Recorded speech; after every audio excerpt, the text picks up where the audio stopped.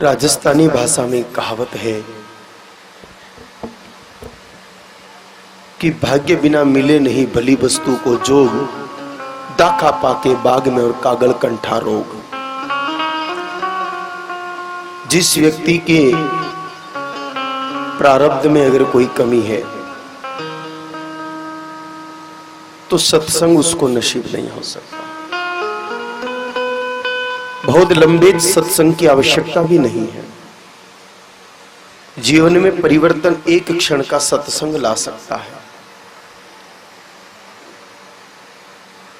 महापुरुष एक घटना सुनाते हैं कि एक नगर में एक शासक थे, राजा।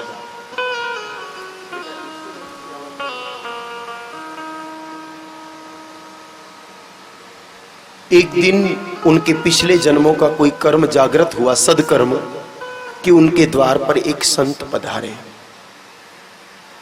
और संत आने का मतलब बहुत बड़ी बात होती है। घर पे अगर कोई संत आ जाए तो ये बहुत बड़ी बात होती है। कहा भी है कि आज हमारा भाग जागया, संत आया पाहुणा। राजा बड़े आनंदित हुए, प्रणाम किया, वंदन किया, चरण धोए। चरणोदक को पूरे परिवार ने उपयोग में लिया। संत को विश्राम कराया, सुंदर भोजन जिमाया। भोजन कर लेने के बाद संत जब विश्राम को जा रहे थे तो मन में विचार आया रे कि मैंने इस राजा का अन्न खाया है, बदले में कुछ दूंगा नहीं तो पापी हो जाऊंगा, कर्जदार हो जाऊंगा, कुछ तो लौटाना पड़ेगा।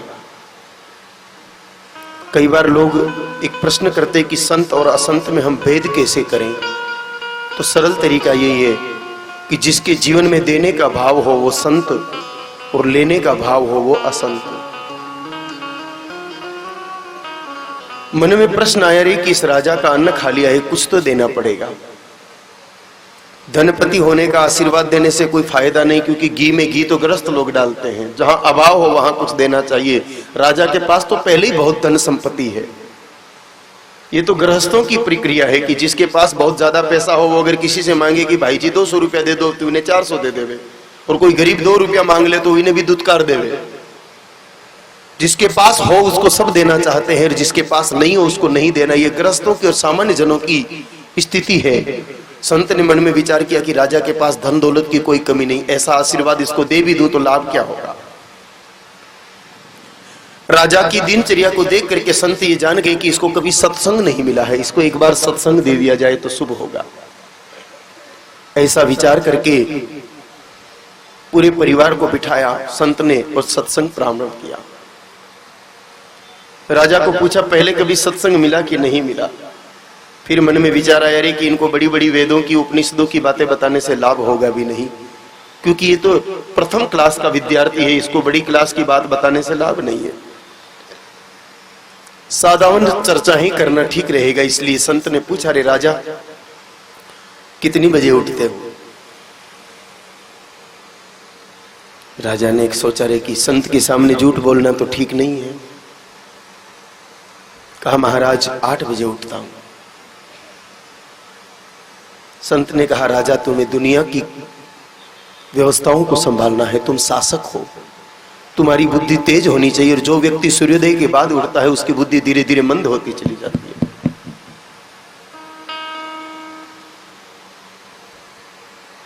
ये आप और हमारे लिए भी लागू होता है। जो लोग सूर्योदय होने के बाद उठते हैं धीरे धीरे उनकी बुद्धि क्षीण हो जाती है। गृहस्थ को 5 बजे उठना चाहिए और साधक को 3 बजे उठना चाहिए।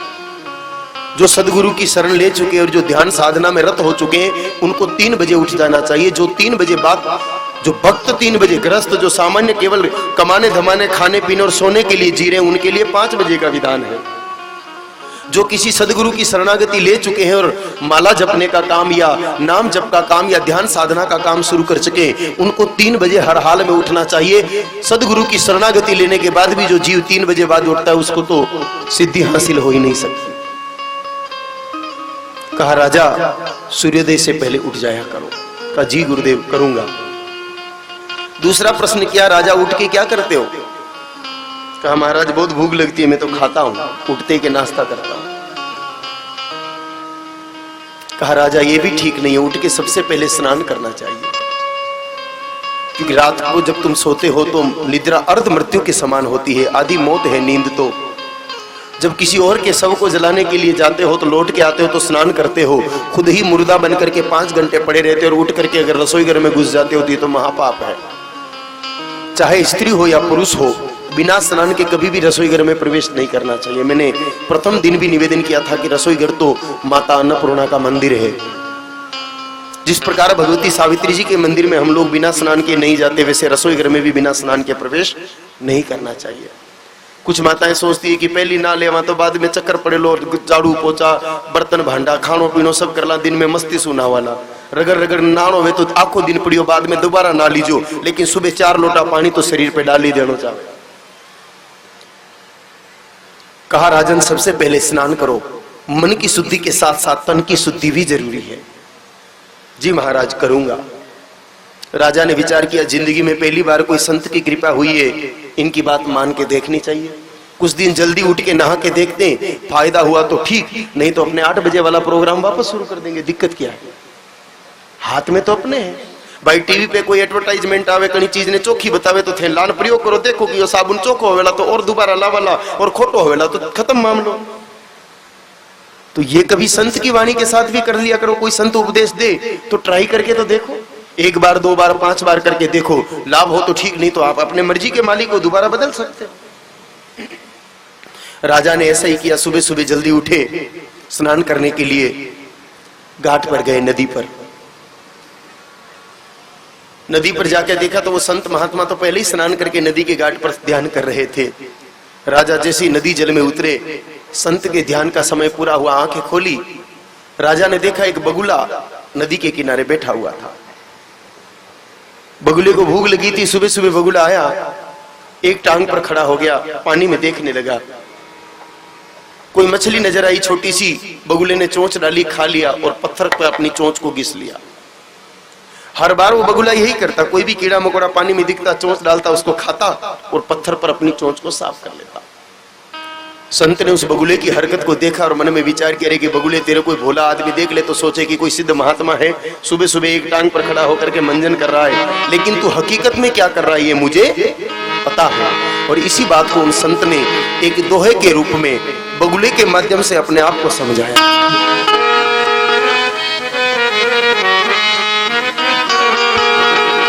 घिसे घिसावे घिसे घिसे घिस घिस डाले पानी, जिस कारण तुम घिसत हो वो कारण हम जानी रे बगुला, वो कारण हम जानी,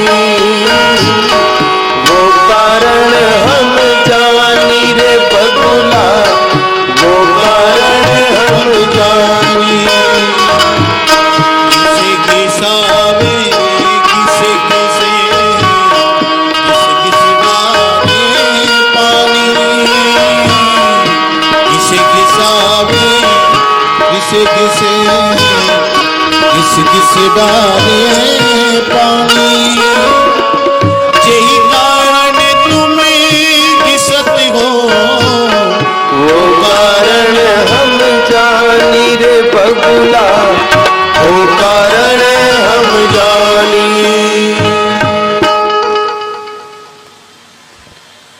घिसे घिसावे घिसे घिसे और घिस घिस डारे पानी, जिस कारण तुम घिसत हो वो कारण हम जानी। कि बगुला तुम जिस कारण से पानी में चोंच डाल रहे हो और पत्थर पर साफ कर रहे हो, ये कारण मुझे पता है। तुम मछलियां खा रहे हो, कीड़े मकोड़े खा रहे हो, ये मुझे जानकारी है। इस दोहे को वो राजा ने भी सुन लिया। और याद रखिए मेरे भाई बहनों, सुबह सुबह सुनी हुई बात पूरे दिन याद रहती है। पहले सुबह सुबह माताएं उठ करके वो हाथ की चाकी घुमाती, भगवान के गीत गाती, तो घर वालों को भी बाल बच्चों को भी भगवान के गीत याद रहते थे। आजकल माताएं सुबह सुबह उठ करके चाय की तपेली में चम्मच घुमाती और रात को गंदी गंदी फिल्में देखती, उसके गाने गाती है, बच्चे भी दिन भर वही गाते घूमते हैं। मंगल वेला की बात का पूरे परिवार पर प्रभाव पड़ता है। हरि कीर्तन छूट गए, सुबह उठ करके कौन भजन करता है? कोई नहीं करता। राजा ने सुबह सुबह जो बात सुनी उनको याद रह गई। राजा रास्ते भर में उसी दोहे को गाते गाते महल में चले गए। राजा की हजामत बनाने के लिए नित्य उनका जो राजनाई था सेन भगत, वो आता था दाढ़ी बनाने के लिए। आज भी आया। राजा रोज देरी से उठते थे, आज सुबह जल्दी उठ के नहा धो करके आराम से अपने काम को निपटा रहे थे। जब वो सेन आया तो क्योंकि रोज तो राजा देरी से उठते थे तो मंत्री भी देरी से आते, लेकिन आज राजा जल्दी उठ गए तो अपने प्रधानमंत्री को भी जल्दी से बुलाया, कोई काम बता दिया कि जाओ प्रधानमंत्री इस काम को पूर्ण करो। प्रधानमंत्री जैसे ही राजमहल से बाहर निकले, इधर से उस राजनाई का प्रवेश हुआ, हजामत बनाने वाले हज्जाम का। प्रधानमंत्री ने पूछा, अरे भाई कहाँ जा रहे हो? कहा राजा की हजामत बनाने आया हूं। कहा रोज आते हो? कि हाँ। कितने साल से आते हो? कहा 20 साल से मैं ही आ रहा हूं। 20 साल से तुम राजा के बाल काट रहे हो? कि हाँ। वाह भाई, तेरे कपड़े लत्तों से तो दिखता नहीं, फटे टूटे कपड़े पहन करके आया है। 20 साल से जो राजा के बाल काटे उसके भी जीवन में इतनी गरीबी, क्या तुझे ज्यादा तनख्वाह नहीं मिलती? कहा महाराज दाल रोटी का जुगाड़ हो जाता है, मुंह से कहने की हिम्मत नहीं कि राजा को कोई धन बढ़ाओ, वो तो देते हैं, उससे परिवार का पेट पालता हूं, टूटी फूटी झोंपड़ी में जीवन बिता रहा हूं।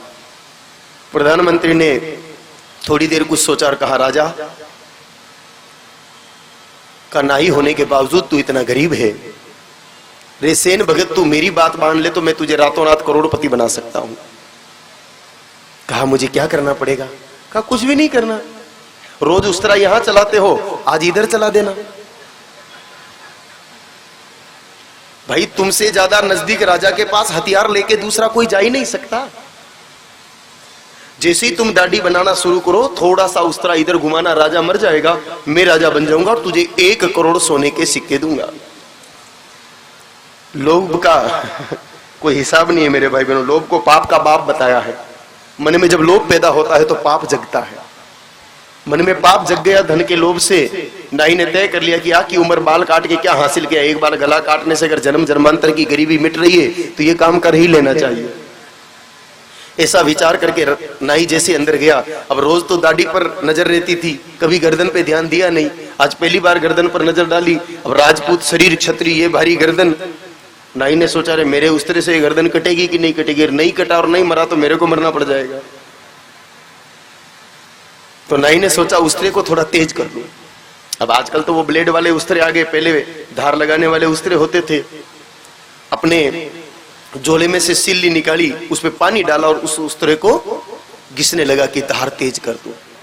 अब इधर तो पानी पत्थर पर डाल करके उस तरह घिसना शुरू किया, और इधर राजा ने जो सुबह सुबह नदी के किनारे संत के मुंह से दोहा सुना, उसको गाना शुरू किया कि घिसे घिसावे घिसे घिसे घिस घिस डारे पानी, जिस कारण तू घिसत है वो कारण मैं जाने।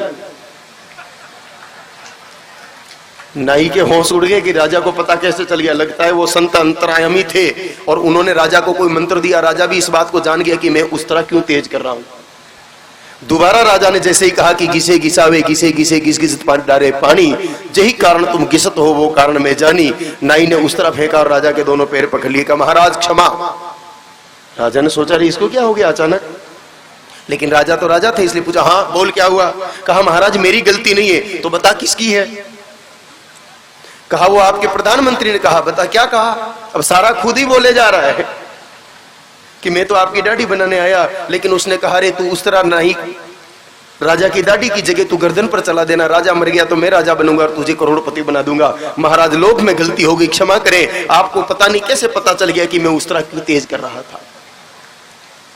राजा ने मन ही मन विचार किया रे एक क्षण के लिए सुबह सुबह संत का संग नदी के किनारे मिला, आज मेरी गर्दन कटने से बच गई। अगर थोड़ा थोड़ा सत्संग मुझे रोज मिल जाए तो मेरी तो ये जन्म जन्मांतर की जो फांसी गर्दन की है वो ही खत्म हो जाएगी और मैं तो जन्म जन्म के इस चक्कर से ही मुक्त हो जाऊंगा। तो मेरी भाई बहनों, क्षण मात्र का संग अगर भले का करें तो जीवन का रंग और ढंग बदल सकता है। तो परमात्मा ने कृपा करके हमें ये 7 दिवसीय गो कथा के रूप में सत्संग प्रदान किया है। अगर हम सावधानी से इसका श्रवण करें तो निश्चित रूप से हमारे जीवन की आदि व्याधि रोग दोष क्लेश सभी मिटा करके हमको परमात्मा का साक्षात्कार सत्संग करवा सकते